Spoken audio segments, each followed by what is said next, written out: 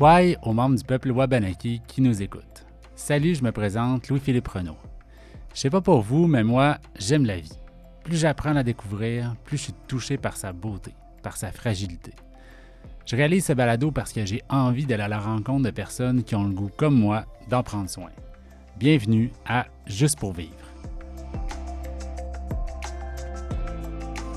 Commençons par souligner que nous sommes ici pour parler de la relation au vivant sur le territoire non cédé de la communauté autochtone Wabanaki. Surtout et tout simplement parce que les Premières Nations ont saisi bien avant nous l'importance de cette relation. Alors bonjour tout le monde. Bonjour Charles. Bonjour. Charles Potier-Levasseur. Merci d'être à mon micro aujourd'hui. Ça fait plaisir. On a aujourd'hui une bonne mission, en fait, parler du droit du vivant, droit de la nature. On va en parler ensemble. Il y a beaucoup de choses à dire. Oui, je pense bien. Alors, je vais te présenter. Tu as fait une licence en droit civil à l'Université d'Ottawa, durant laquelle tu t'es principalement concentré sur le droit de l'environnement et des ressources naturelles, le droit agroalimentaire et les traditions juridiques autochtones. Tu as ensuite poursuivi ton parcours académique ici à Sherbrooke avec une maîtrise en gestion de l'environnement et en développement durable. Tu es passionné par le territoire, que l'on appelle aujourd'hui le Québec, et tu explores avec ta tante et ton sac à dos le plus souvent possible. T'aimes voyager au Québec? Oui, dans le plus souvent possible. Fait que là, quand tu parles de droit du vivant, droit de la nature, toi, tu sais de quoi tu parles parce que tu le rencontres souvent, c'est ça? Bien, c'est important d'aller le voir, dans le fond, là, de pouvoir voir qu'est-ce qu'on parle, puis pouvoir apprécier qu'est-ce qu'on essaie de protéger, en réalité, de conserver. Oui. J'étais encore hier à Mégantic en train de monter les montagnes. Puis le fait qu'on est en contact avec ça, en tout cas, moi, ça me stimule à pousser la volonté collective à prendre soin du vivant. Je ne sais pas toi. Bien, c'est cette relation-là qui nous motive, là, c'est sûr. Là. À mon avis, c'est comme c'est notre essence, là, c'est notre essence durable, c'est celle-là. Là. C'est la relation qu'on entretient avec notre territoire, avec notre environnement le plus proche possible. Là. On commence par nommer qu'est-ce que le droit du vivant, mais je pense que ça vaudrait la peine, on en a discuté avant l'entrevue, de dire, OK, nous, on va parler du vivant, mais de quoi on parle? Moi, j'avais écrit une petite définition du vivant parce que j'aime bien Baptiste Morisot, qui est quelqu'un important en France, qui discute du vivant. Il avait passé justement 1h30, là, j'avais regardé ça sur Internet, à définir le vivant avec plein de métaphores. Il n'y a pas une définition scientifique, je me trompe? Non, je pense pas. C'est la définition que chacun décide d'avoir, en fait, en fonction de sa relation. Puis je pense qu'on va pouvoir en aborder, là, mais par rapport justement au concept vivant, concept nature, je pense que ça c'est beaucoup influencé par cette relation-là que les gens ont avec cet environnement qui nous entoure et dans lequel on fait partie. Quand on nomme le vivant, qu'est-ce qu'on nomme? Bien, en fait, c'est par rapport au vivant en tant que tel, je pense que c'est, comme que j'ai dit, c'est vraiment, c'est une vision qui est beaucoup plus holistique, là, je pense. Mm-hmm. Donc, dans le sens que, c'est tout l'environnement, mais autant, je pense que c'est pas limité nécessairement à qu'est-ce qu'on peut avoir, qu'est-ce qu'on peut penser à la base, les mammifères, les humains, ces choses-là, mais je pense que c'est beaucoup plus grand dans une dynamique de système, là. Donc, on parle beaucoup des écosystèmes, mais c'est même plus grand que les écosystèmes, puisque l'humain fait également partie de ce système-là, du vivant en tant que tel, là. Donc, les montagnes, l'eau, il y en a beaucoup, puis on va pouvoir en parler avec le droit du vivant, mais de dire qu'une rivière, c'est vivant aussi, là, ça l'évolue, c'est même capable des fois de communiquer, si on est capable de parler le même langage, de comprendre qu'est-ce qu'elle peut nous dire. C'est sûr que c'est pas un langage qu'on est habitué comme que nous, on peut avoir, mais si une rivière veut nous dire qu'elle n'est pas en santé, peut-être que les niveaux de poissons vont descendre, la couleur peut changer, il y a un ensemble de paramètres qui peuvent être observés puis qui permettent de justement communiquer avec ce vivant-là qui est peut-être pas nécessairement, qui est une vision peut-être plus philosophique du vivant que pragmatique. Là. Comparativement au droit de la nature, là, quand on va parler de nature, on va parler plus spécifiquement de quelque chose? Ou? En fait, je pense que dans le mouvement des droits de la nature, il y a beaucoup...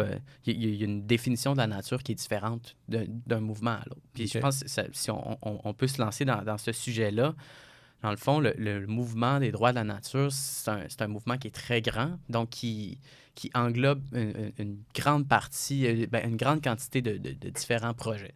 c'est né initialement, je dirais, avec un des premiers pionniers qui a mis le sujet en place, c'était le professeur Christopher Stone en 1972. OK. Donc, on parle quand même d'un concept qui est né de plus de 50 ans, là. Ouais. Mais ça l'a pris, avant de se retrouver vraiment dans le monde juridique, là, au niveau législatif, ça l'a pris en fait une trentaine d'années, là. Donc, c'est venu en 2008 en Équateur qui ont inclus les droits de la nature dans leur constitution. Donc, ça a été les premiers qui l'ont vraiment inclus, là. Puis eux, c'est dans une collaboration avec les peuples autochtones de leur territoire qui ont créé ce partenariat-là. Donc, les droits de la Pachamama, qui appelait, donc Mère Nature. Donc, pour eux, c'était plus de cette vision-là. Ensuite, oui, Non.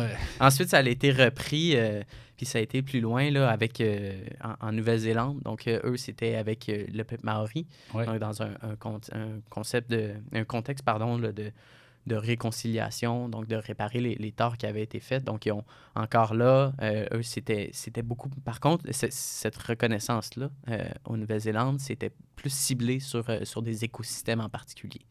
Donc là, ils ont visé un volcan qui était particulièrement important pour le peuple.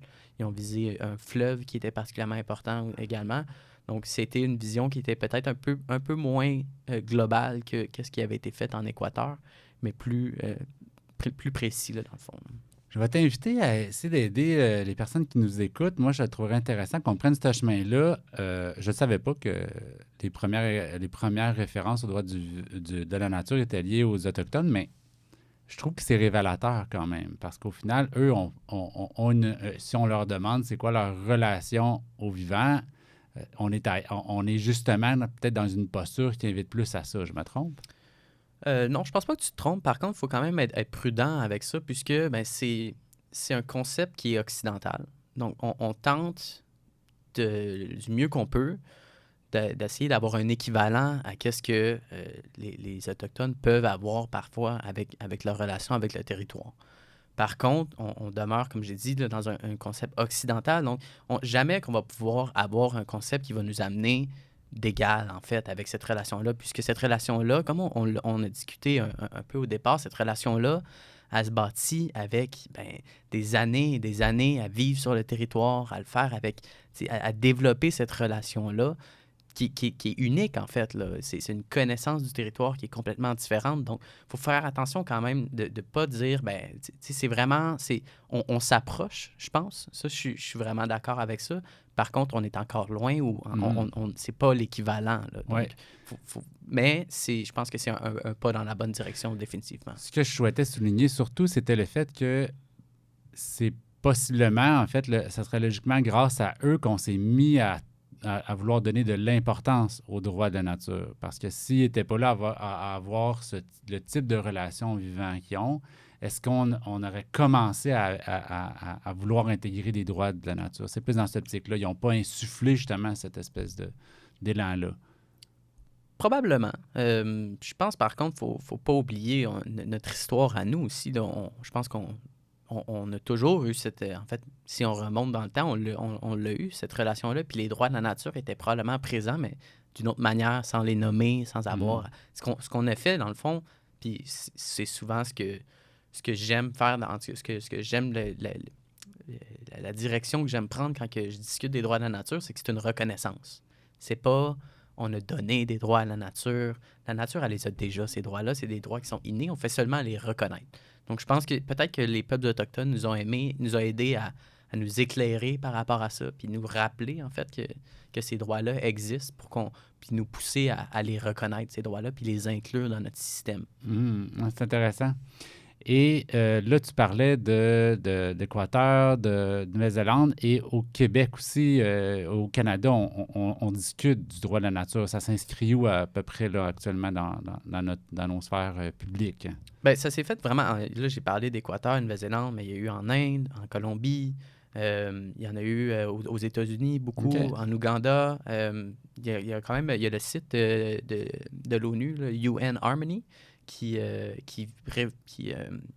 répertorie l'ensemble des projets, là, en fait, là, qui doivent être pris quand même avec une certaine pincette, là, puisque dans le cadre de mes études, je les ai analysés, ces projets-là. Là, Ouais. il y en a plus d'une centaine. Puis malheureusement, il y en a certains qu'après analyse, ils ne se retrouvaient pas exactement dans le cadre du concept des droits de la nature que moi j'ai choisi, en fait. Là. OK.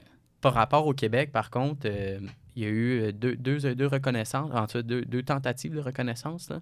Tout d'abord, un qui a fait quand même écho au Québec, c'est celui de la rivière Macpail, qui a été faite par une résolution qui était miroir, qu'on appelle, là. Donc autant par le Conseil Innu que la MRC de la Mingami. Par contre, c'est simplement une résolution, donc il manque une dans le principe de subsidiarité notamment, là, puis il manque en fait le pouvoir juridique ou le pouvoir législatif de pouvoir faire cette reconnaissance-là. Donc, il faudrait peut-être qu'il y ait une loi provinciale qui viendrait reconnaître cette compétence-là de la MRC pour faire cette reconnaissance-là. Par contre, c'est intéressant. Donc, eux ont décidé de non seulement reconnaître les droits de la rivière Macpail, là, donc les droits de la nature, mais également de reconnaître la personnalité juridique. Qu'est-ce que je veux dire par personnalité juridique? Ouais, c'est ça. Personnalité juridique, c'est le droit d'être en justice. C'est d'être devant une cour. OK. C'est ce qu'on a reconnu, d'ailleurs, pour les entreprises, notamment là, les personnes morales qu'on appelle. Ça fait des années et des années qu'on a reconnu ça. Et dans le fond, quand un dirigeant d'une entreprise parle, il peut dire, ben, c'est pas moi qui parle, c'est l'entreprise qui parle. Puisque l'entreprise, elle a la personnalité juridique. Donc, c'est ce qu'on a reconnu à la rivière. Puis pour reconnaître ça, ce qui vient avec ça, souvent, c'est un comité gardien. Donc, des gens qui sont mis en place, là, qui sont nommés pour pouvoir faire valoir ces droits-là, puis faire valoir, en fait, les intérêts de la nature, dans le cas qu'on parle là, de la rivière Macpail. Puis, ben, ces gens-là deviennent un peu, là, puis là, le comparatif est boiteux, là, mais le CA de la nature, dans le sens que ben, c'est eux qui se rencontrent à selon les enjeux qui sont en place, puis ils font valoir ces droits-là, en fait. Là. Je me trompe pour l'arrivée de justement ce mouvement-là autour de la rivière Macpie, c'était par crainte de barrage électrique, d'hydroélectrique, c'est ça? Oui, c'est exact. OK. Notamment, Alors, c'est aussi il y avait des projets là, d'art protégé, d'initiatives autochtones, là, qui est un type d'art protégé qui était inclus dans la réforme de la loi en 2021. Là, donc, qui a malheureusement pas été mis en place encore, là, ce projet d'art protégé-là. Donc, je pense qu'il tentait un peu par un autre chemin de pouvoir atteindre l'objectif qui est la conservation. OK. Alors, tout ce qui tourne autour de la droit de la nature, dans le cas de la rivière Macpie, a fait en sorte que les gens se sont rassemblés, tant la communauté Innu, c'est ça? Oui. Avec la MRC pour établir qui, comment, pourquoi il fallait défendre cette rivière-là. Et c'est devenu des porte-paroles de la rivière, c'est ça? Ces gens, comment ils interviennent dans l'espace public quand c'est le temps d'intervenir? C'est qu'ils vont se nommer gardiens du territoire? Oui, bien là, comme j'ai dit, là, ça n'a pas été nécessairement mis vraiment en effet, puisque ça a été plus une déclaration qui a été faite. Là, on attend quand même la suite des choses par rapport à ça. Par contre, je veux parler du projet de Nouvelle-Zélande qui est particulièrement intéressant, puisque ben, eux, ils l'ont vraiment mis en application. OK. Ils ont vraiment défini, là, c'était une loi qui a été faite, qui a été passée, la Te Awatupua Act, qui venait vraiment mettre les bases là, de tout ce nouveau régime là, de gouvernance. Puis on pourra en parler après sur les effets que ça peut avoir. Donc, eux, ce qu'ils ont déterminé, tout d'abord, c'est qu'il y avait un comité gardien qui était nommé de 2 membres. Il y avait un membre de la communauté, donc nommé par la communauté Awi, Maori, et un membre qui était nommé par l'État, par la couronne. Ensuite, il y avait un deuxième comité. Donc, le comité qu'on dit un peu un comité consultatif, qui est également, là, qui va avoir également des membres nommés par l'État, mais également des membres de la communauté. Dans ce comité consultatif-là, ben, eux, ils sont en support pour le comité gardien. Ouais. Ce qui est intéressant, c'est si, par exemple, il y a une décision qui a à être prise pour un territoire en particulier. Donc, pas une décision pas nécessairement sur le bassin versant au complet, parce que je rappelle que la reconnaissance, c'est pas seulement la rivière, l'eau, c'est tout le bassin versant du fleuve, là. Donc, c'est ce qui est intéressant au niveau de la gouvernance. Ouais. Donc, le comité consultatif, quand il y a une décision qui va être prise plus précise sur un endroit en particulier, bien, ils vont inviter également un chef de territoire qui peut être particulièrement impacté par cette décision-là. Encore là, ça devient intéressant puisqu'on fait référence au mode de gouvernance traditionnel autochtone. On n'est pas dans le colonialisme moderne, là, puis là, c'est des termes, des fois, qui peuvent être particuliers, mais dans le sens que, ben, au Québec, on a instauré, au Canada, en fait, on a instauré, avec la loi sur les Indiens, un nouveau mode de gouvernance pour les Autochtones avec les conseils de bande. Donc là, il y a un peu un mode de gouvernance qui est à 2 niveaux. Donc, il y a le mode traditionnel avec les chefs de territoire ou gardiens du territoire. Les termes varient selon d'une nation à l'autre, là. Mais donc, ces gardiens-là, c'est leur ancienne manière qu'il y avait de gouverner leur territoire en s'étant divisé ces terrains-là. Donc, ça, c'est la méthode traditionnelle. Donc, ce que tu viens de nommer là, c'est tant en Nouvelle-Zélande qu'au Québec, au Canada? Exact. Okay. Puis, donc, dans le fond, quand il va y avoir une décision qui va impacter, bien, ils vont inviter ce chef traditionnel-là pour pouvoir faire valoir son opinion par rapport, pour qu'il puisse amener ces savoirs traditionnels-là qu'on trouve souvent si valables, mais qu'on a de la misère à impliquer puis à réellement offrir le poids qu'ils peuvent apporter, là, dans le fond. Tu permets, on fait une petite parenthèse pour aider tout le monde à bien saisir les enjeux.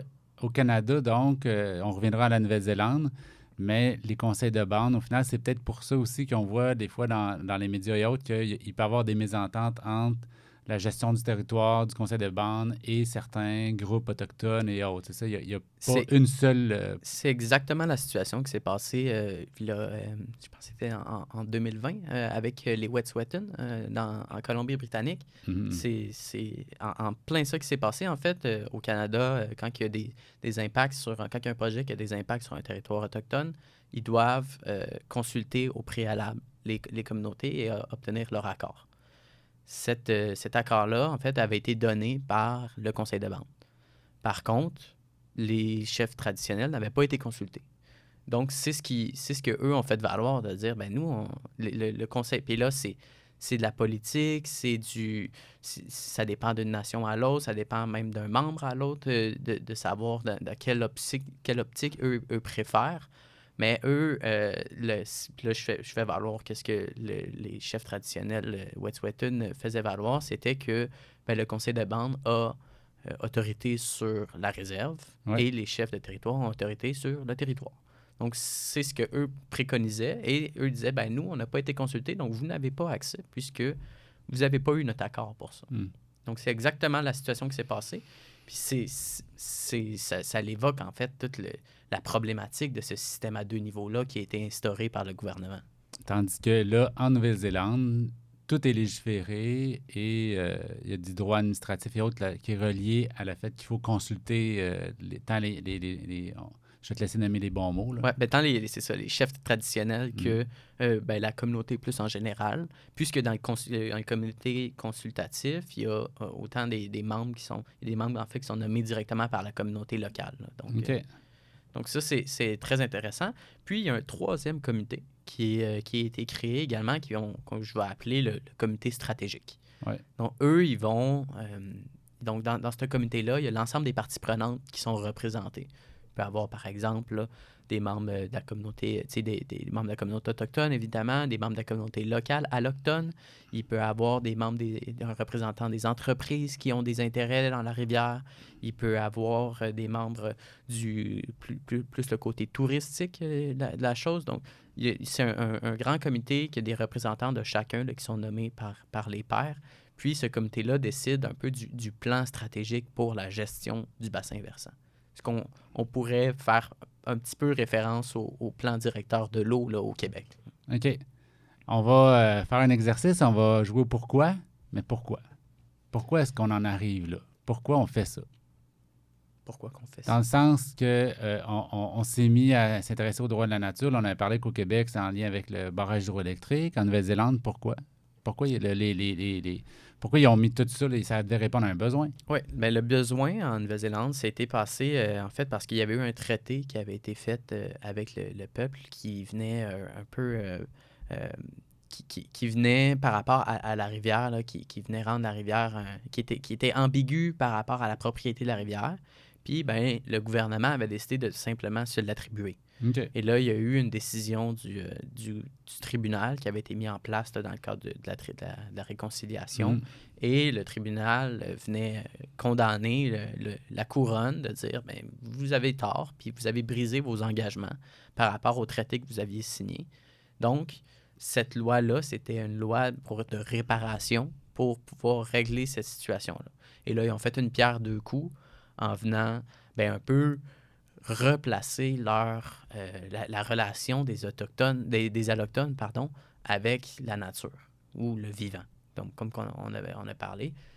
C'est ce qui est donc intéressant avec ce mouvement-là, c'est qu'il peut rejoindre deux grandes problématiques qu'on a au Canada également pour nous, puisque on sait tous que le Canada a une grande, grande dette à redonner, en fait, qui est due envers les peuples autochtones, qui a des grands torts qui ont été reconnus, et c'est clair, là, même un génocide culturel qui a été admis. Donc, il y a des... Certains en parlent d'un génocide, point aussi. Point également, là. Donc, c'est vraiment... Donc, ça, c'est une optique qui est vraiment intéressante. Puis, on a un grand problème également, nous, les Allochtones, avec cette relation qu'on a au territoire. Mm. Donc, ça permet les droits de la nature de venir rééquilibrer cette relation-là, qui est en ce moment une relation de domination, fondée notamment là, par le paradigme de croissance, par le paradigme d'utilisation des ressources naturelles que à la base du capitalisme puis de notre système, c'est que les ressources naturelles, le territoire, est à la disposition de l'humain pour être utilisé. Il est à notre disposition, puis il doit être exploité. Mm-hmm. Puis on l'a vu encore récemment dans la dernière consultation pour la forêt, donc l'avenir de la forêt, qui est faite par la ministre au Québec cet hiver. Il y a plusieurs groupes qui se sont levés de dire, ben là, attends, là on parle de l'avenir de la forêt, mais ce qu'on parle, c'est de l'avenir de l'exploitation de la forêt. On vise les mesures de conservation qui sont en place, qu'on tente de mettre en place pour mieux gérer notre forêt. C'est pas pour sauver la forêt, pas pour sauver les animaux, le vivant. C'est pour sauver les usines qui ont des contrats de garantie d'exploitation, d'approvisionnement. Et on tente de maintenir le même niveau d'exploitation. Donc, on vise à conserver la forêt pour pouvoir continuer nos activités, continuer notre croissance. J'ai tellement de questions, Charles. On va dire, moi, dans le cas de la forêt, il y avait un excellent texte que je vais essayer de retrouver et remettre. En passant au public, là, je mets toujours les références que je nomme au micro quand je les trouve. Il y avait un excellent texte qui nommait le fait que une forêt, c'est pas juste du bois à couper. Et, tu sais, c'est sûr, c'est des choses à lesquelles que je pense, mais le service de la forêt ou la forêt elle-même a une valeur unique qui est en dehors du bois. Je ne sais pas si toi, tu as envie de te prononcer là-dessus, là, mais... Bien, je pense qu'il y a un grand... une incompréhension à ce niveau-là de dire, puis on revient au concept de nature. La nature, ça a été... On présente ça souvent comme étant la nature sauvage. Les grandes aires protégées, où est-ce que l'humain n'a pas le droit d'aller. On va créer une zone où est-ce qu'il n'y a pas personne qui va y aller. C'est la belle nature. C'est donc beau, puis c'est important de la conserver. Mais ça, c'est un concept qui est problématique, puisque on est intimement lié avec cette nature-là. Quand je parlais de système tantôt, puis que l'humain était inclus dans ce système-là, on est inclus dans cette nature-là, là, dans le fond. Enfin, c'est super problématique qu'on voit la forêt comme étant distincte de nous. On l'a vu là, l'été dernier, avec les feux de forêt qui ont été d'une ampleur incroyable, ça nous a affectés. Là. Il y a des gens qui avaient des problèmes respiratoires au niveau de la santé mentale également. Là, en tout cas, moi, à chaque jour, de me lever puis de voir que le ciel était orange alors que c'est pas normal. Puis de le sentir puis de me faire dire que je peux pas aller pratiquer d'activité physique parce que la qualité de l'air n'est pas assez bon. C'est une manière, là, de la forêt de communiquer avec nous, puis c'est une relation qu'on a directe avec cette forêt-là. Alors qu'on le mode d'urbanisme, le mode de développement, puis notre mode de vie aujourd'hui a tellement mis l'emphase sur cette distinction-là de, nous, on vit en ville. et il y a la forêt, la Mhm. grande nature sauvage qui est à l'extérieur, C'est puis fascinant. on veut pas le voir. C'est comme, des fois, on oublie même que c'est pas juste la forêt, mais c'est tout. Je connais pas le biotique. Je connais pas le bon mot exactement, mais c'est la photosynthèse qui nous fait respirer, en fait. Mhm. On est vraiment liés. Mhm. Sans nature, on respire pas. Mhm. L'eau, elle vient de la nature et autres. Il y a un philosophe qui a beaucoup influencé ça. Je suis là, on s'écarte un peu, là, mais c'est ça le balado, on a du fun. Qui est Descartes qui dit « Je pense, donc je suis ». Il y en a qui disent que quelque part, on est parti d'une manière problématique avec cette idée-là, parce que si c'est juste, si je suis juste parce que je pense, ben là, effectivement, ça commence à m'ouvrir à penser que je suis au-dessus de tout le reste. J'aime bien, je disais récemment, tu es, donc je suis. Donc là, ça met l'humain dans une posture beaucoup plus interdépendante des autres. Là, tu es peut être la nature aussi, là. Mais, alors, là, je reviens à notre sujet principal, là, c'était mon éditorial. Par rapport à la forêt, justement, ou à la protection de la nature, qu'est-ce qu'on peut en dire aussi en termes de valeur intrinsèque? Elle a une valeur aussi en soi. Pourquoi dans l'humain s'abroge le droit de donner un droit qu'au final, pourquoi elle n'aurait pas simplement le droit d'exister sans l'humain? Tu vois ce que je veux dire? Je suis pas sûr, mais dans le fond, dans les droits de la nature, il y a plusieurs types de droits qui ont été reconnus. Oui. Bon, il y en a qui se limitent à le droit d'exister. C'est valable. Par contre, il y en a qui vont plus loin de dire, ben, elle a le droit d'évoluer, elle a le droit de s'épanouir, donc de flourish. Donc, elle a le droit de vaquer librement également, là. Donc, il y a même, ça a été parfois, les droits de la nature ont même été mis à des espèces en particulier, là, je pense, dans le Midwest américain, il y a eu le droit du manowin, qui est le riz sauvage, là, donc qui est une relation particulière avec les tribus dans cette section-là là, qu'on appelle aujourd'hui les États-Unis. Mhm. Donc, ça peut même aller dans cette relation-là là, directe là, qui pourrait être, puis là, si je fais un parallèle avec le Québec, avec le grand enjeu en ce moment qu'on a avec le caribou, qui est une relation tellement particulière avec la nation Innu. Donc, ça pourrait, le caribou a un droit, pour avoir le droit d'exister, le droit de se promener, le droit d'avoir peut-être même des forêts anciennes pour pouvoir être capable de survivre. Donc, c'est ça ce qui est intéressant avec les droits de la nature, c'est que c'est toute la perspective qu'on peut amener. Puis c'est de nommer les... Tu sais, comme on l'a dit, c'est des droits qui sont innés, là, qui sont déjà présents. Donc, c'est une perspective qui permet de nommer ces choses-là, de les amener dans la discussion publique, puis d'arrêter d'avoir un peu une relation vraiment distincte, puis de les avoir à distance, mais des rentrer directement dans notre considération morale. Alors, il y a à la fois l'aspect juridique, légal, qui peut venir soutenir un type de relation vivant qui est plus respectueux, en fait, respectueux pour le vivant en tant que tel, puis nous faisons partie du vivant, donc tout. Et aussi en termes de sujets qui nous permettent de voir le monde autrement, c'est ça? Oui, en fait, avec les droits de la nature, c'est vraiment deux grands mouvements. Il y a deux grands aspects des droits de la nature puis la personnalité juridique. Il y a le côté légal. Et ça, c'est un côté qui fait un petit... qui en ce moment, peut-être, est l'élément qui fait en sorte que les droits de la nature progressent moins vite que ce que certains voudraient. C'est qu'au niveau juridique, légal, certains vont dire, bien, on les a déjà, les mesures en ce moment pour protéger l'environnement, puis les droits de la nature, c'est seulement un de plus. Donc, qu'est-ce que ça changerait? Ce qu'on a besoin, c'est une volonté politique, c'est une volonté de la société pour pouvoir faire valoir les droits les outils sont déjà à notre disposition. Donc ça, c'est un côté, puis on va pouvoir y revenir après. Mais il y a également l'autre côté qui est souvent, qui est souvent oublié, en fait, puis qui est peut-être en lien justement avec le côté que les juristes vont se concentrer sur seulement un des deux au lieu d'avoir une perspective qui est plus grande, qui est plus holistique, puisque c'est ce qui est intéressant avec les droits de la nature, c'est qu'au côté philosophique, moral de la chose, ça permet de revoir cette relation-là. Ça permet au lieu d'avoir la nature, quand on va dire c'est un objet de droit, donc comme en ce moment c'est le cas, là, donc on va discuter d'une rivière ou on va discuter d'un milieu naturel, comme si c'était une table ou si c'était une chaise ou n'importe quoi, là. Donc, c'est un objet, elle peut pas elle peut pas parler, elle peut pas, c'est peu important.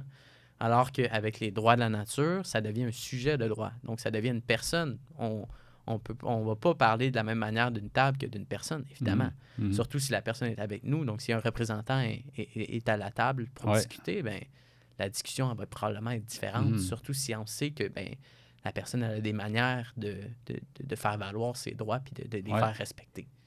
Donc, c'est les deux côtés qui sont intéressants.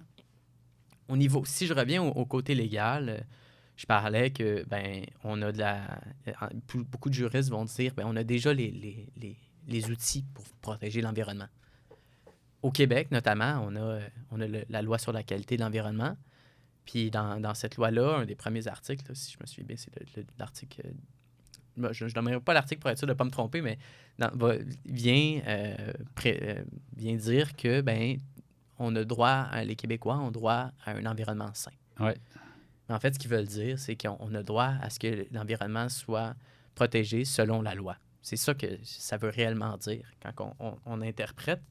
Puis on l'a bien vu avec un projet qu'on connaît bien, là, le projet Nordvolt au Québec, qui a eu, dans le fond, il y a beaucoup vont dire, il y a eu une autorisation ministérielle qui a été remise, donc conforme à la loi.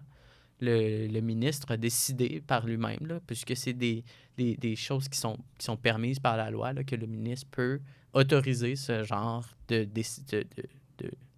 projet-là, malgré le fait que, ben, on sait c'est un des derniers milieux naturels de la MRC puis de la région en Montérégie. C'est un milieu qui a été très, très, très altéré. C'est un corridor naturel faunique. Il y a des espèces précaires, à statut précaire qui fréquentaient ce milieu-là. Et malgré tous ces éléments-là, ben, la loi elle a été respectée. À ce niveau-là, il peut peut-être avoir un certain côté ambigu, puisque le Centre québécois du droit de l'environnement est en ce moment en train de contester cette décision-là devant les tribunaux. Donc, on va voir comment que ça va évoluer, s'ils ont réellement respecté la loi ou non. Mais encore là, est-ce que le débat n'est pas à savoir est-ce que la nature n'a pas été respectée ou non? Le débat est à savoir est-ce qu'on a suivi la loi ou non. Puis c'est ça qui est problématique, à mon avis. Puis c'est ça que les droits de la nature, au côté juridique, ils viennent amener un autre élément, puis ils viennent amener une approche qui est différente. Ou est-ce qu'on ne vient plus nécessairement se fonder sur le côté légal de la chose? On vient le mettre de côté, mais on vient protéger réellement la nature de manière intrinsèque. C'est allé loin. En plus, dans cet exemple-là que tu parles de Norvolt, j'ai été très touché par la démission du, je ne sais pas comment il s'appelle, le biologiste en chef du ministère de l'Environnement, qui était tellement inconfortable moralement, on va dire, avec les décisions prises en haut, qui a quitté en disant hey, « là, moi, je suis plus capable, mais tu sais, au final, c'est un peu notre gardien du territoire à l'intérieur qui avait « OK, moi, regardez, je me sens pas représenté au sein des décisions politique. Alors, s'il y avait eu le même CA ou la même organisation qu'il y a, tu parles en Nouvelle-Zélande ou même avec ce qu'il commence à avoir autour de la rivière McPhee, il y aurait fort probablement eu plus une levée de bouclier ou des gens qui se seraient plus abrogés le droit de défendre ce territoire-là qui ne peut pas se défendre seul, c'est ça? Bien, on l'espère. Puis en fait, c'est également ce que ça l'amène, les droits de la nature, c'est que c'est au niveau gouvernance. Donc, comme j'ai mentionné précédemment, c'était par rapport à un bassin versant en Nouvelle-Zélande. C'est également la même chose pour la rivière McPhee. Donc, ça vient un peu revoir ce mode de gouvernance-là qu'on a au Québec en ce moment, que c'est très, très, très centralisé. Donc, c'est le ministère de l'Environnement qui gère l'ensemble du Québec ou le Québec organisé. Puis, bien, dans le fond, les droits de la nature, ces reconnaissances-là permettent d'un peu revoir cette échelle-là à une échelle qui est beaucoup plus petite, donc les bassins versants, qui est aussi également super intéressant, puisque au niveau de la gestion de l'eau, c'est très important, les effets cumulés des pollutions, des polluants, des pressions anthropiques. Donc, l'accumulation de ces pressions-là vont avoir quand même un gros impact au bout à l'embouchure. Donc, c'est important de les considérer. Donc, il faut avoir cette perspective-là de bassin versant pour pouvoir les observer, ces pressions-là cumulées. Puis c'est ce que je mentionne par rapport notamment à Nordvolt puis le milieu naturel, c'est de dire que c'est un des derniers milieux naturels. Mm. Donc, c'est un corridor faunique naturel. Donc, c'est tous ces éléments-là qui viennent prévoir que quelqu'un, ben, si quelqu'un regarde à l'échelle du bassin versant, de ce bassin versant-là, Ouais.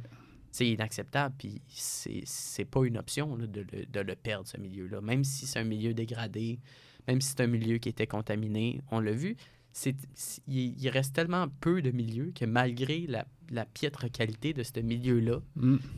malgré tout, il était fréquenté par des centaines d'espèces. Ah ouais, puis j'invite tout le monde à écouter ou réécouter l'entrevue avec Dominique Gravel qui a justement bien mis en perspective la valeur de cet écosystème-là qu'on perd avec l'aménagement que Norvolt est en train de faire. Tu m'as dit avant l'entrevue que tu t'étais impliqué dans le boisé à Scott-Lennox. Est-ce qu'on peut essayer de faire des parallèles entre des citoyens, même ici en ville, qui cherchent à protéger une nature? C'est quoi les outils légaux qu'ils ont en main? Est-ce qu'ils peuvent se proclamer gardiens du territoire, autoproclamés en disant hey, « wow, un instant ». Est-ce que tu auras envie de se lancer dans ce type de réflexion-là? Oui, on peut en discuter un peu. Ben, dans le fond, il y a différents outils qui sont à la disposition. Il y en a qui peuvent être mis en place par des citoyens. Il y en a d'autres qui peuvent être mis en place par des municipalités, des MRC. Il y en a qui peuvent être mis en place par le gouvernement provincial, même fédéral. Donc, moi, l'outil qui est quand même particulièrement intéressant en ce moment, c'est au niveau, surtout dans les zones municipales, c'est au niveau du zonage. Donc, de zoner un terrain conservation, c'est une mesure à court terme quand même, puisque ben, un zonage, ça peut se modifier, là. Surtout de manière plus facile, surtout pour les villes MRC comme Sherbrooke-Lay. Par contre, c'est une option qui est intéressante. Ça ne permet pas de protéger à 100%, ça ne permet pas d'empêcher toutes les activités. Par contre, ça l'offre quand même une certaine protection de s'assurer au moins que le milieu, ben, il va rester de manière naturelle. Mm-hmm. Ensuite, au niveau des citoyens en tant que tel, le mouvement qui est trendy en ce moment, que je peux dire. J'ai pas le terme... à la mode? À la mode, oui. En ce moment, au Québec, c'est les fiducies d'utilité sociale. Donc, c'est un concept qui a été inclus dans le Code civil à la réforme en 1991, qui n'a pas été vraiment utilisé dans les premières années, puis qui a émergé ensuite. C'est fondé sur le système des trusts en common law, là, du côté plus anglophone. Donc, ça va être vraiment... Quand on a une fiducie, dans le fond, je vais expliquer un peu c'est quoi à la base. C'est un patrimoine, donc ça peut être un terrain qui a une affectation. Okay. Donc, là, dans le cas de la fiducie d'utilité sociale, environnementale, puisqu'il y a différents types, l'affectation, c'est la conservation. Ouais. Donc, on affecte, on rend un terrain, on lui donne une vocation, donc on dit ce terrain-là, il va servir à la conservation. En gros, c'est ça. Puis en fait, ce qui est l'élément le plus intéressant de la fiducie, c'est que quand il y a un patrimoine, quand je dis un patrimoine, en fait, quand un terrain est inclus dans le patrimoine, donc le patrimoine que je veux dire par ça, c'est un bagage, c'est comme si je dis, c'est comme un compte en banque un peu, là. Donc, quand on le met dans ce compte-là, ben il est dans la fiducie à perpétuité. Donc, on ne peut plus le sortir de ce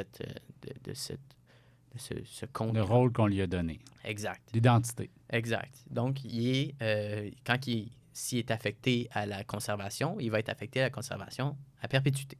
Mm-hmm. Donc, il n'y a plus manière. Donc, il est retiré du marché immobilier, il est retiré du développement. Donc, ça c'est si ce n'est pas conforme à la vocation, c'est impossible. Et là, on en choisit ce qu'on en fait, c'est-à-dire, tu émettais des critiques vis-à-vis de faire des parcs où est-ce qu'on ne touche pas à rien, qu'on n'y va pas, mais là, dans ce cas-là, qu'est-ce qu'on peut en faire? Mettons, je pense au boisé à Scott-Lennox, il rêverait de faire ça? Bien, dans le fond, avec la fiducie, quand je dis c'est utilité sociale, donc c'est envers la société. Donc, c'est la vocation, elle est de conservation pour le bénéfice de la société. Okay. Et là, ça devient intéressant, puisque quand je parlais des droits de la nature, puis de l'inclusion des humains dans cette relation-là qu'on a avec le vivant, ben, le concept de fiducie est super intéressant, puisqu'il s'approche de ça en réalité, puisqu'on devient un peu...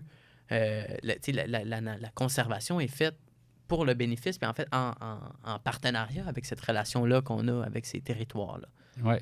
Puis les fiduciaires, donc les gestionnaires du patrimoine, deviennent en réalité un peu des gardiens de ce patrimoine-là. Donc encore là, si on fait le lien avec les nations autochtones et les modes de gouvernance traditionnels, ben, il y a des ressemblances qui peuvent être faites.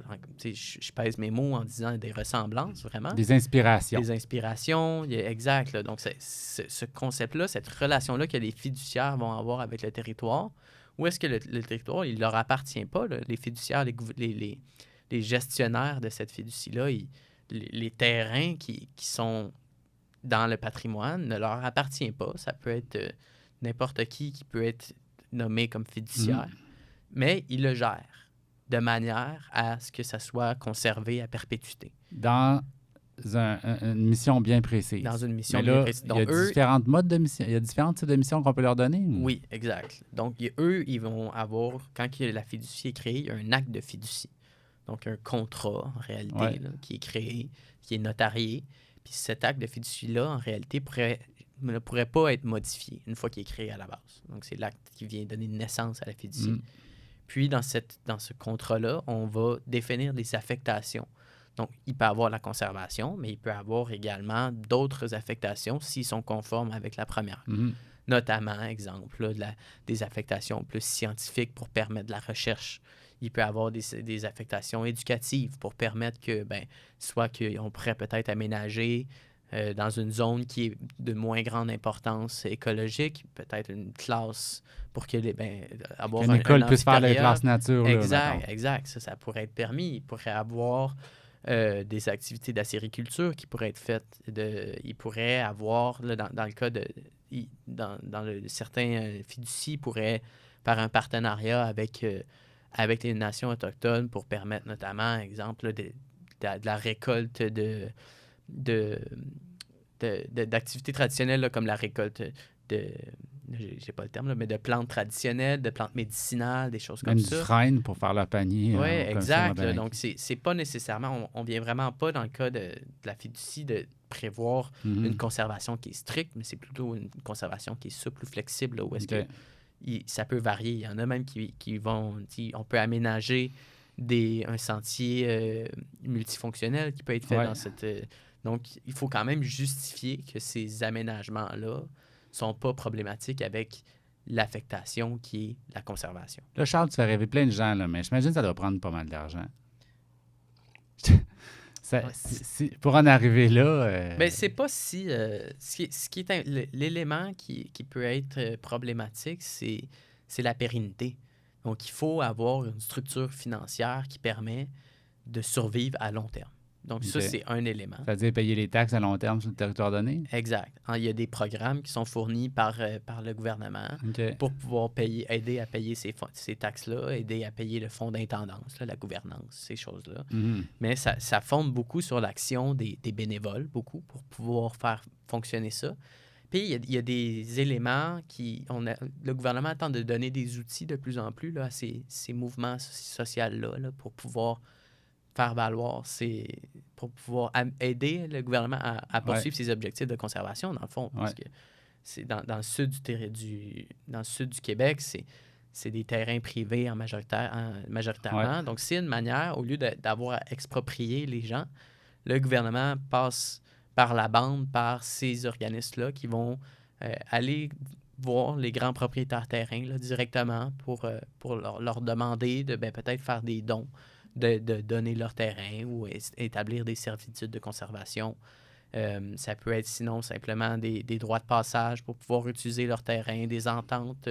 Donc, il y a plusieurs manières de le faire qui sont peu onéreuses là, pour pouvoir atteindre notre objectif de conservation. Okay. Par contre, notamment, il y a le don écologique qui a été mis en place quand même il y a quelques années qui permet d'avoir un grand crédit d'impôt par rapport aux dons qu'on fait.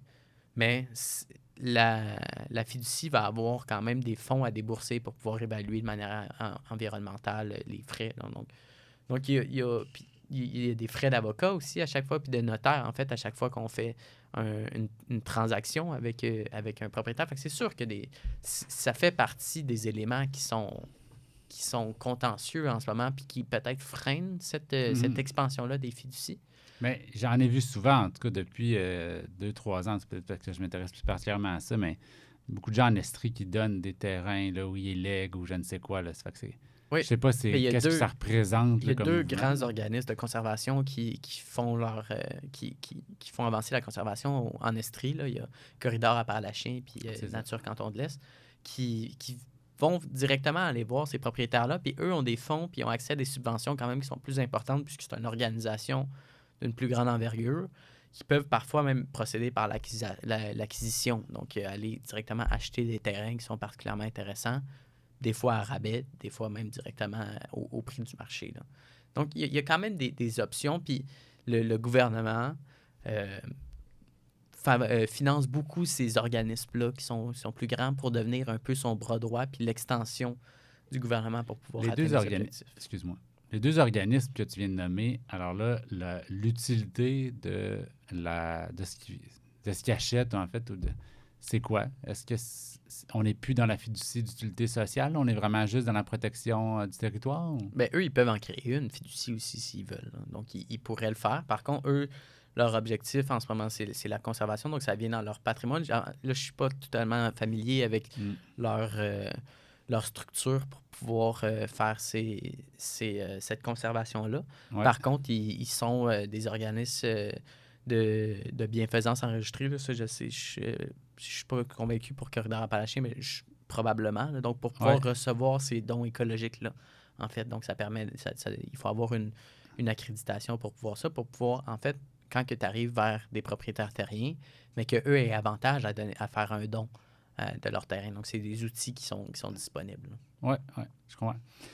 Et dans tes cours que tu as eus, les démarches que tu as fait là, au niveau de tant personnel qu'étudiant ou professionnel, est-ce que tu as rencontré les freins principaux? Quels seraient les freins principaux qui nous amèneraient, qui diraient « Ouais, mais ça nous empêche de se déployer plus dans tout ce qui pourrait être favorable aux droits de la nature ou du vivant, nommons-le. Là. C'est quoi les principaux freins? » Ben moi, je dirais le principal frein en ce moment, c'est la volonté.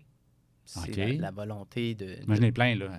De pouvoir... oui, mais la volonté des décideurs, en fait, de pouvoir mettre en place... ça demande quand même du leadership, ça demande de l'ambition de pouvoir mettre en place ces mouvements-là, les droits de la nature, notamment, tu sais, quand que je parlais en Nouvelle-Zélande, c'est vraiment intéressant qu'est-ce qu'ils ont fait, mais ils ont été forcés par un tribunal pour le faire également. Okay. Donc, est-ce que c'est ce qu'il va falloir au Québec pour pouvoir qu'on ait cette reconnaissance de la personnalité juridique de la rivière Magpie soit inclus dans la législation? Est-ce que c'est ce qu'il va falloir? Donc, ça peut être... C'est un élément. Je dirais... donc, ça, je dirais que c'est quand même le principal élément. Puis le deuxième élément, c'est également que, comme on l'a dit, le mouvement des droits de la nature vient un peu revoir le paradigme qui est intrinsèque à notre système, la croissance, l'utilisation des ressources naturelles. Donc, ça devient challengeant à ce niveau-là pour les décideurs, pour les différents parties prenantes, les différents acteurs. Ça peut faire peur parce que c'est de l'inconnu, donc, il faut quand même encore là de l'ambition pour pouvoir aller dans cette direction-là. Puis, c'est beaucoup plus facile de maintenir le statu quo qui est déjà en place. Là. Puis, de se fonder sur des outils qui sont déjà en place, comme les aires protégées, comme ces éléments-là. C'est business as usual. Puis, c'est notre modèle qu'on a en ce moment. Fait que c'est beaucoup plus facile de se fonder sur ces outils-là. Par contre, on se rend compte que ces outils-là, ils ne seront probablement pas suffisants pour atteindre les objectifs. On le voit notamment avec la perte de biodiversité qui continue, malgré qu'on est rendu à 17 % de conservation avec un objectif de 30 % d'ici 2030. Au Québec. Au Québec, au Canada, dans le monde également, qui est ambitieux, mais qui est douteux de savoir si on va être capable de se le rendre. Moi, j'en doute, en tout cas, personnellement. Donc, c'est surtout... Puis là, on le voit avec la stratégie pour le caribou. C'est difficile, ça fait des années qu'on en parle, puis on a encore... presque à la ligne de départ là, pour cette problématique-là. Mm. Donc, il faut qu'on revoie ce mode de gouvernance-là. Puis c'est peut-être de cette manière-là qu'on va être capable, ce qui va nous lancer dans ce nouveau mouvement-là, le point de bascule, ça va peut-être être l'accumulation de ces éléments-là qui vont forcer les décideurs éventuellement à prendre cette décision-là de de se lancer ou de revoir un peu cette gouvernance-là puis cette relation au territoire. Puisque c'est quand même, tu sais, j'ai juste terminé avec ça, je trouve ça important de dire que les droits de la nature, c'est pas nécessairement de dire, ben si on met ça, on l'exploite plus. Exemple où, tu sais, si une rivière a les droits, on reconnaît ses droits puis on lui donne la personnalité juridique, il n'y aura plus de barrage, plus jamais qu'on va en construire. Peut-être qu'on va se dire, tu sais, qu'on va évaluer, comme je mentionnais précédemment, les effets cumulatifs. De dire, ben, par exemple, une autre rivière, là, la rivière, peu importe, une rivière qui a déjà été harnachée. Oui. Ouais. Donc, de dire, ben, on pourrait rajouter un barrage à cet endroit-là, puisque les effets seraient mitigés, puis on préfère les mettre là. C'est ça également, là, les droits de la nature. On ne dit pas que tout développement, toute exploitation des ressources naturelles va être arrêtée complètement. On vient simplement dire qu'on doit revoir cette relation-là, puis qu'on doit la considérer pour pouvoir mieux se développer de manière pérenne. C'est peut-être grossier ce que je vais dire là, mais est-ce qu'on pourrait aussi dire qu'on viendrait démocratiser la gestion du vivant d'une certaine manière actuellement? Le vivant, il est pas mal géré dans des exécutifs gouvernementaux ou au sein d'une élite économique ou je pense je disais ce matin encore une fois la quantité d'argent que les banques donnent aux énergies fossiles qui viennent saccager le territoire puis nuire à notre capacité de survivre dans le temps. Je trouve ça super intéressant. Je pense qu'en effet, là, ça pourrait venir. Tu sais, quand on parle de personnalité juridique, c'est à ce niveau-là aussi. Là, quand on crée, on reconnaît la nature comme une personne, ben, elle n'aura peut-être pas un droit de vote en tant que tel, mais elle va pouvoir faire valoir puis pouvoir communiquer dans l'espace public. Puis c'est ce qui est intéressant également quand je parle au concept de personnalité juridique puis du comité gardien, puis on a un peu abordé précédemment, mais ce que ça permet, c'est non seulement de dire, ben oui, tu sais, s'il y a un impact qui est fait sur un projet, exemple, créer de la pollution ou peu importe, puis de faire valoir, de dire, hey, tu brimes mes droits, puis je vais te poursuivre en justice pour faire valoir ces droits-là. Ça, c'est un côté, mais c'est également en amont, de pouvoir faire valoir, de pouvoir réfléchir quand on crée un projet, de dire, ben une petite seconde, là, il y a déjà plusieurs projets qui sont en place. Cet endroit-là, c'est pas... Tu sais, en ce moment, on développe le territoire comme si la nature était inexistante, en fait. Là. En fait, c'est un instrument. Exact. Puis on va, tu sais, si c'est un problème, ben on va amener les bulldozers, puis tu sais, s'il y a une montagne qui est problématique, on va faire un tunnel au travers. Si, tu sais, on est capable de surmonter les éléments en ce moment, la majorité. Donc, on développe sans avoir cette notion-là de nature. C'est un non-dit, en fait. Là. Donc, dans cette perspective de développement-là, c'est ça. C'est en amont de pouvoir considérer dès le départ du projet cette nature-là, ce vivant-là qui a des impacts sur le développement. Je t'ai entendu, tout le monde l'a entendu, je pense, nommer qu'il y avait une question de... C'était pas de courage politique, comment tu as nommé ça, je pense, de volonté politique, quelque part. Mais la volonté politique, elle est souvent corollaire à la volonté de ceux et celles qui votent pour ces gens-là qui sont au pouvoir. Alors, est-ce qu'on doit d'abord demander une volonté politique ou est-ce qu'on doit quelque part, nous d'abord, faire je ne sais quoi pour en arriver à faire cette demande politique-là qui n'ont pas le choix de le faire parce que sinon, on va pas voter pour eux, tu comprends? Bien, je pense que c'est les deux, là, en fait. Là. OK, ma question précise. Qu'est-ce qu'on peut faire ou qu'est-ce qu'on pourrait encourager de faire pour les gens qui ne sont pas nécessairement autour de la rivière McPee ou qui ne se défendent pas nécessairement de boiser à Scott Lennox, je ne sais quoi, pour s'inscrire dans un mouvement plus collectif qui générerait plus de pression auprès de nos élus pour qu'ils fassent des choix qui considéreraient plus le vivant pour l'ensemble de la collectivité tant que pour le vivant lui-même.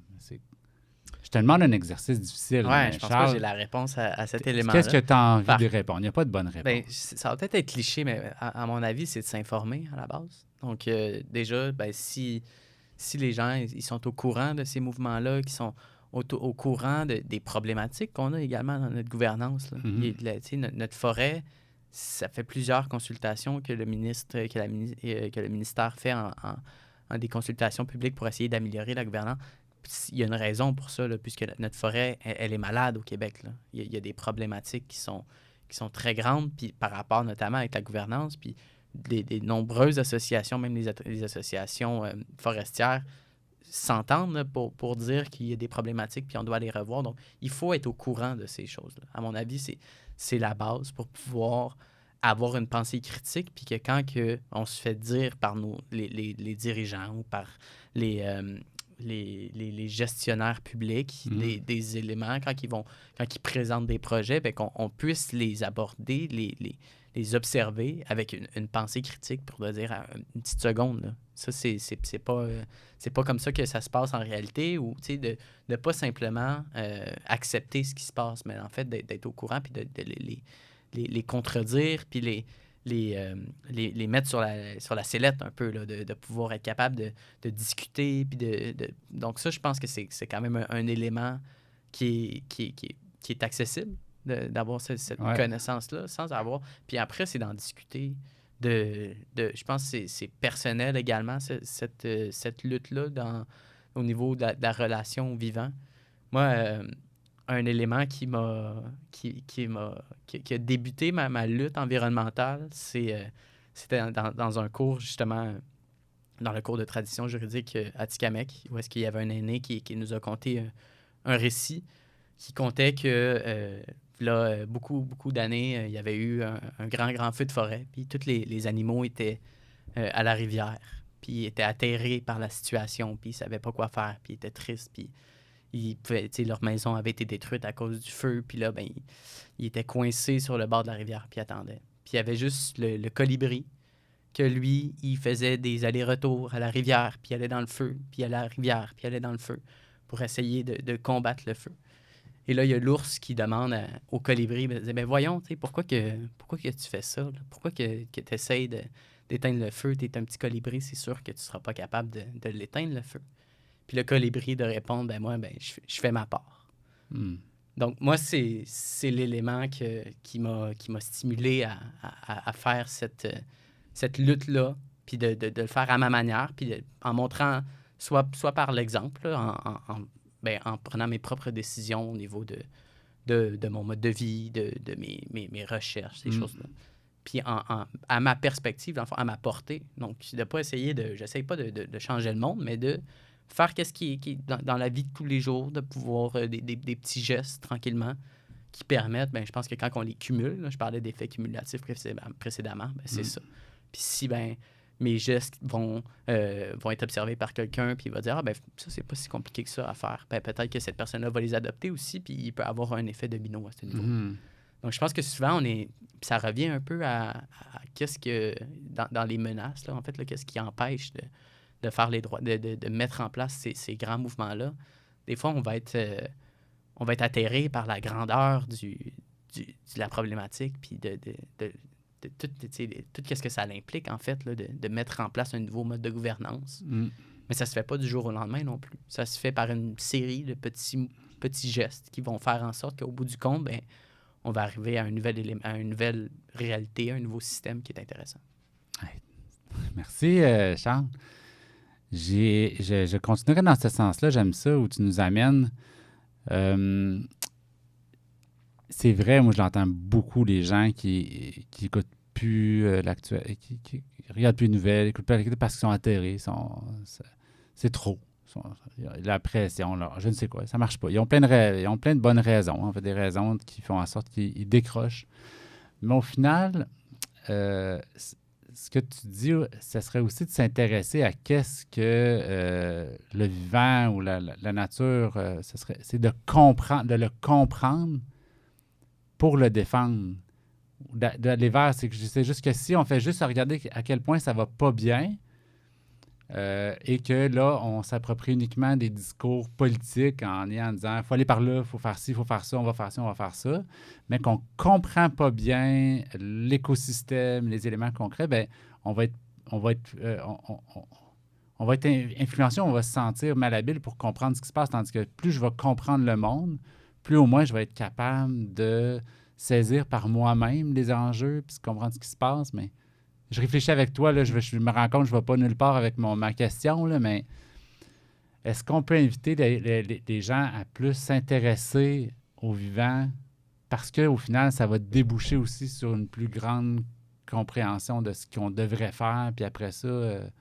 Mais je pense que c'est beaucoup avec, tu sais, dans cette relation-là, elle se développe avec dans la vie de tous les jours, là. Je pense que c'est vraiment en allant en nature, puis en la rendant accessible, je pense, parce que souvent, en ce moment, c'est beaucoup dans ce contexte-là de distance. Quand que je parlais de concept de la nature sauvage, loin. De plus en plus, je pense que les municipalités font des efforts pour préserver les milieux urbains qui permettent de pouvoir y aller de manière accessible, là, que ça soit tout près.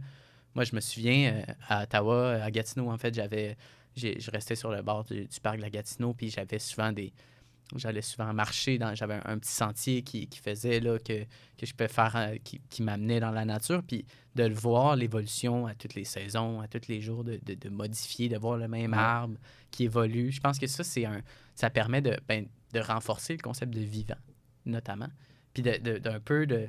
C'est rassurant à un certain point aussi, parce que c'est quelque chose qui est fixe, dans le sens que, à chaque fois que, peu importe ce qui se passe dans notre vie effrénée, là, le stress, puis ces choses-là, quand on marche, puis que je sais qu'il va y avoir cet arbre-là à cet endroit-là, puis qu'il va être encore là, je trouve que c'était rassurant à ce niveau-là, puis il y a une prévisibilité par rapport à ça aussi.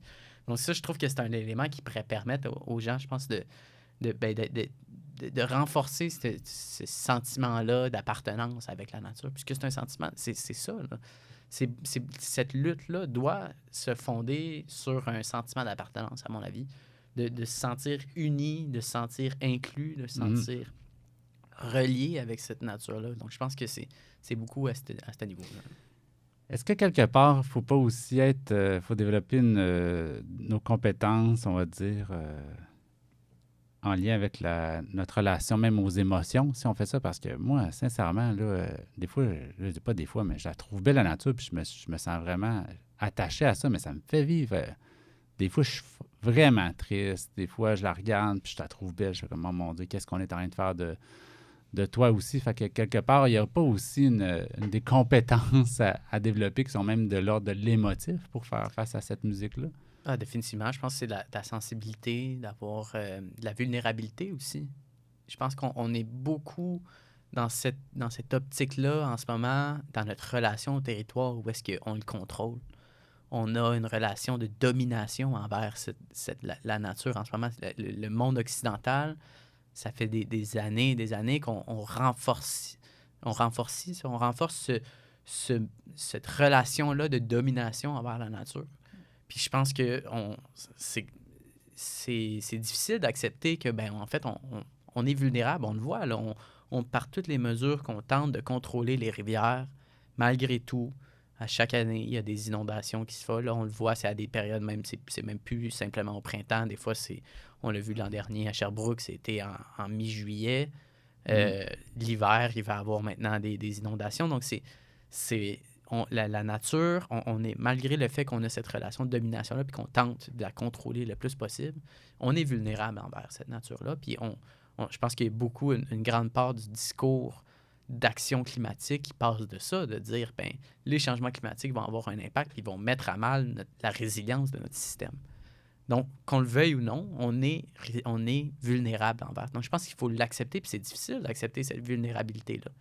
Donc ça, je pense que c'est quand même un élément, puis ça nous amène vers d'autres émotions, cette vulnérabilité-là. Assurément. Donc, je pense que c'est surtout par rapport à ça.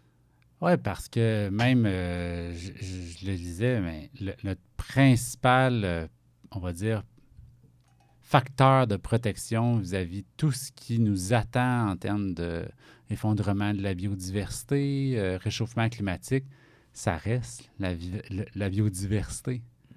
C'est comme si oui, se rendre vulnérable, mais se rendre vulnérable à quelque chose pour lequel on est tellement lié, puis que c'est ce qui nous aide le plus, c'est ce qui va nous aider le plus. Fait que c'est intéressant quand tu dis de dominer, parce qu'au final, on domine.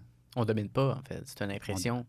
On veut se faire grave. Oui, c'est une lubie, là, qu'on se dit qu'on domine, mais ça fait des années, en fait, que ça a été renforcé, on peut reculer là, même jusqu'à Platon puis Socrate, là, que ça a débuté dans ce mode de pensée-là, de distinction avec la nature, puis qui a évolué au fil des ans, puis qui nous mène aujourd'hui à cette impression de domination envers la nature qui est complètement... qui est fondée sur rien, en fait. Là. Donc, Ouais. Puisqu'on s'en rend compte, puis je pense que maintenant, tout le monde... Mais là, il y a une grosse... Avant d'entrer en ondes, on a discuté de dissonance cognitive. Mhm. Je pense que ça en est une grosse, ça aussi, une dissonance entre notre relation de domination avec la nature puis de contrôle. Puis cette lutte-là climatique qu'on se dit, ben il faut faire des changements parce que on va l'impact sur la nature, l'impact anthropique va avoir éventuellement des répercussions sur nos systèmes puis la résilience de notre système. Donc, C'est vraiment intéressant parce que c'est comme si là, effectivement, nos modes de vie sont des modes de vie qui dissonants, c'est-à-dire qui nous font sentir incohérents, mal par rapport à notre relation au vivant. Généralement, tout ce qu'on consomme, ce qu'on utilise, la manière qu'on utilise l'argent, c'est pas nécessairement positif pour le vivant en termes de grandeur, là, de grandeur. Là. Mais fait que c'est de se défaire tranquillement. Je pense que c'est le concept de sobriété ou de décroissance. On est là-dedans aussi, non? Mais c'est d'accepter cette dissonance-là, je pense. Puis, dans un épisode précédent, tu parlais de la technosolution. Je pense que c'est les gens qui embrassent cette dissonance cognitive-là, puis de se dire, ben la technologie va pouvoir nous permettre de, éventuellement, se séparer de la nature, en fait, de reprendre le contrôle, de reprendre la domination en créant une nouvelle technologie qui va nous permettre de, malgré le fait que la nature sera, ou le vivant sera mis à mal, ben on va avoir notre nouvelle technologie qui va nous permettre de survivre. Donc, je pense que c'est d'accepter cette dissonance-là entre notre relation, notre système qui est fondé sur une domination, puis, en fait, notre interdépendance avec le vivant. Donc, c'est de l'accepter tout d'abord, puis ensuite, ben, de voir qu'est-ce qui peut être fait avec ça. C'est intéressant. Ça me fait penser à l'épisode avec Philippe qui parlait de contradiction avec ses étudiants. On est quand même beaucoup là-dedans. Et c'est comme si le technosolutionnisme était le fer de lance de tous ceux et celles qui ne veulent pas se laisser aller à leur vulnérabilité et à s'abandonner à ça, au final. Exact. Je continue. Ouais. On va y arriver, ouais, mais regarde, nous autres, on a accepté. Là. Ouais. On est là, puis c'est comme si il y a une sensibilité qu'on accepte qu'on va vivre en lâchant nos lubies, comme tu dis. Puis les énergies de transition, on est dans la même optique encore, là, qu'on est de dire, ben on va découvrir une prochaine énergie qui va nous permettre de maintenir le système dans la même direction. On va pouvoir continuer notre croissance. Mm-hmm. On va pouvoir continuer à exploiter les ressources naturelles parce qu'on va avoir une nouvelle énergie qui va pouvoir nous fournir ces possibilités-là. Mm. Donc, c'est vraiment les deux contradictions qu'on vit qui doivent être acceptées, à mon avis, puis qui doivent être reconnues. Oui. Et je pense qu'un ingrédient, en tout cas, c'est dans mes pensées, donc je le partage. J'ai quand même la chance d'avoir un balado, alors je partage mes idées. Mais j'entendais récemment là, des gens qui font partie de fraternités quelconques, là, où est-ce qu'en un groupe défini, identitaire, on s'entraide, on assume que les autres vont être là à répondre à nos besoins quand on est en difficulté, mais c'est aussi ça, l'idée, ça serait peut-être de se dire, OK, bon, mais si on lâche nos lubies puis on accepte de tomber dans une vulnérabilité, c'est comment on peut rebâtir une fraternité qui va faire en sorte que ça peut devenir désirable, parce que si c'est chacun pour soi puis au plus fort la poche, c'est pas sûr que j'ai envie d'aller dans la vulnérabilité. Je sais pas toi, là. Mais c'est important aussi, dans une dynamique de système, qu'on réfléchisse aux alternatives avant d'arriver au point où est-ce qu'on fait la transition. Je pense qu'en ce moment, on est beaucoup à ce niveau-là, puis c'est important d'avoir ces réflexions-là qui peuvent être parfois être pensées comme étant pas inutiles, mais théoriques ou trop... souvent, il y en a qui vont utiliser l'expression pelleteux de nuages, là, Ah ouais. de penser... c'est important de réfléchir à ces options-là, puisque quand on va arriver au moment où est-ce qu'on va être prêt à la faire, cette transition-là, on va être dans un moment de stress, puis le cerveau, il réfléchit pas de manière optimale dans un moment de stress. On se retrouve à retourner... donc, la créativité, elle se fait simplement quand on est dans une situation qui est de calme. Donc, c'est important en ce moment d'utiliser cette créativité-là pour pouvoir réfléchir aux alternatives, les essayer, les mettre, là, comme que tu parlais, là, de la fraternité. Donc, on a des pionniers qu'on appelle là, dans les dynamiques qui vont aller essayer de les mettre de différentes options, différentes alternatives. Puis avec le temps, de la manière que ça évolue, ben, ces alternatives-là vont être connectées éventuellement. Donc, peut-être qu'il va y avoir une fraternité qui va avoir développé un certain élément, puis qui vont pouvoir relier ça avec un autre concept. Exemple, puis là, je ne dis pas que le concept que je présente aujourd'hui par rapport au droit de la nature, que c'est la solution, mais ça pourrait être mis en conjonction, puis c'est comme ça que les nouveaux systèmes ils se mettent. Puis là, éventuellement, ben, il y a de plus en plus de gens qui vont faire la transition, qui vont se mener de un à l'autre, puis le système actuel va décliner, en fait, et le nouveau va pouvoir émerger de ces pionniers-là, en fond, qui ont mis en place des alternatives avant qu'on se rende au point de non-retour, en fait. C'est une grande aventure du pionnier là, que tu veux nous lancer, là. Ben, j'espère que, dans le fond, ça va motiver les gens à accepter, de ne pas les rejeter, ces options-là, même si c'est... peut-être que 90, 95, 99% de ces alternatives-là seront peut-être pas la bonne. Ouais. Mais s'il y en a une qui l'est, ben, on est gagnant au bout du compte. Ah ouais. On va terminer l'entrevue. Charles, est-ce que tu aurais un dernier mot à donner ou une invitation à faire, un mot du cœur ou je ne sais quoi là, que tu auras envie de partager? Ben moi, j'invite à être vulnérable, c'est sûr, puisque c'est ce que je présente, mais c'est aussi d'accepter, en fait, de ne pas rejeter dès le départ des idées, puisqu'on peut se dire « Ah, ben ça, c'est impossible à mettre en place », puisqu'on ne sait pas qu'est-ce que le futur nous garde. Donc, c'est important d'être ouvert d'esprit par rapport à ces alternatives-là, même si aujourd'hui, dans le monde qu'on est, dans le modèle actuel, ça semble impossible. Mais on est dans un monde, je pense, avec les changements climatiques. Les changements, ils ne seront pas simplement climatiques. Ils vont être également sociologiques, puis on le voit déjà là, avec l'état du monde politique, le monde géopolitique actuel, comment il y a des grandes contradictions, des grands enjeux qui font de plus en plus surface. Donc, je pense qu'il va y avoir également des changements sociétaux, des changements systémiques qui vont être mis en place. Donc, il faut être prêt pour accueillir ces changements-là. Donc, il faut être ouvert d'esprit par rapport à ça. Au lieu de le subir, choisissons-le collectivement. Comment on va y faire face. Hey, merci beaucoup, beaucoup, Charles. Ça a été vraiment apprécié. À la prochaine, on va rediscuter assurément du droit du vivant au sein de ce balado. C'est trop fascinant. Merci, Charles. Merci à toi. Bye.